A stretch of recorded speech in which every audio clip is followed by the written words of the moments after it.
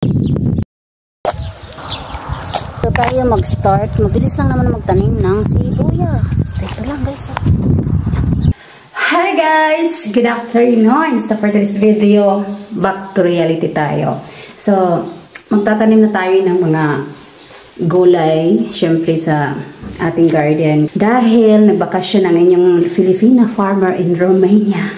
So, matagal akong nakapagtanim. So, far late na talaga kasi ngayon is April. So, pagdating ko kasi guys, hindi pa naararo yung garden, diba? Tapos, syempre, naararo na nga siya. Dumating ang aking kaarawan. So, after sa kaarawan, ayun na. Ito yung ating ipangtanim. May na-receive akong bulaklak galing sa aking ninang at ninong. Yeah, ito siya guys. Di ko pa nilagay sa labas kasi baka bumalik ang ang ating lamig. So, 4 ito lahat guys. So guys, start na tayo. Ito yung mga abululoy ni Marjeline.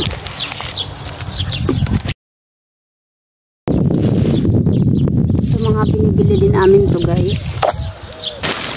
Okay, nako.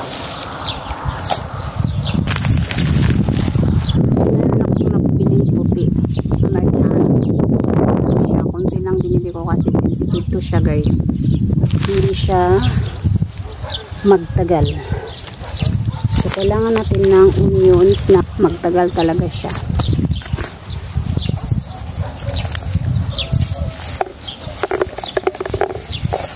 Makapagtanim lang ako ng mga ilang flat, tapos next day after holiday, kasi nga Easter dito sa Romania guys, magtanim tayo ulit para ang onions natin hindi siya sabay-sabay i-harvest.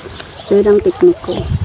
At okay na rin mga ganitong buwan magtanim ako kasi hindi siya madali mag-sprout ang onions. Maabutan talaga ng spring. Inom muna ako.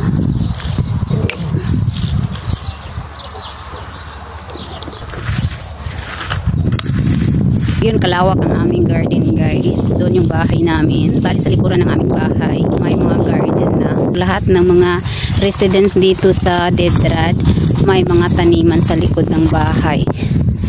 Oh, look. Oh, diba?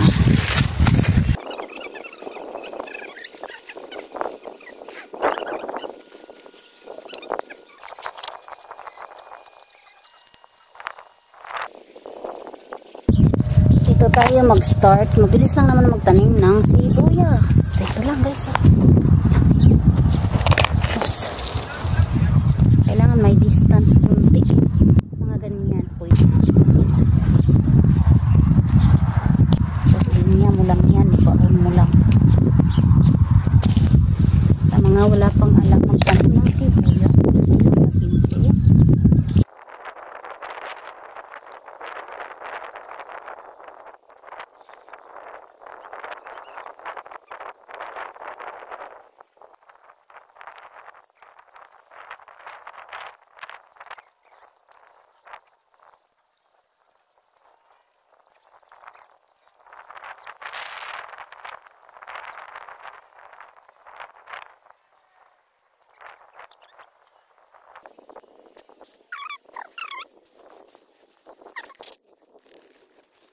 Aso kong iniwan.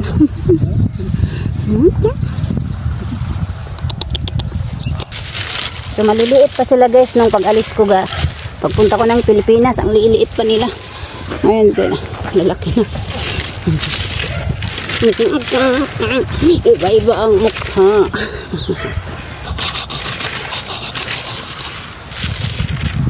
Ay, nanhalok. Aray ko. Dos ka dalawa. Layas na mo. Tapos kay humano na akong tanong. Mga pasaway. Ito kalta. Sigaw ko masuk. Banat.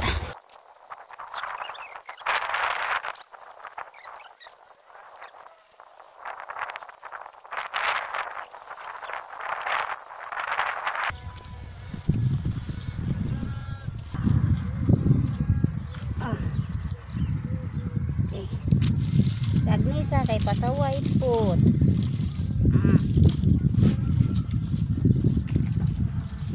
Tabang nung ko dali. Di ka magsibsa-dibsa siya diya ah.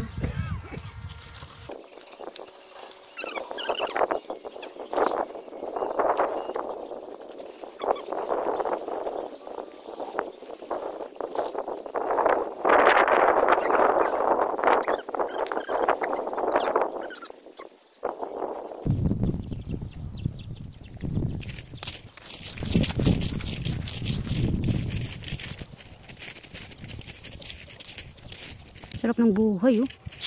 Agnes ah.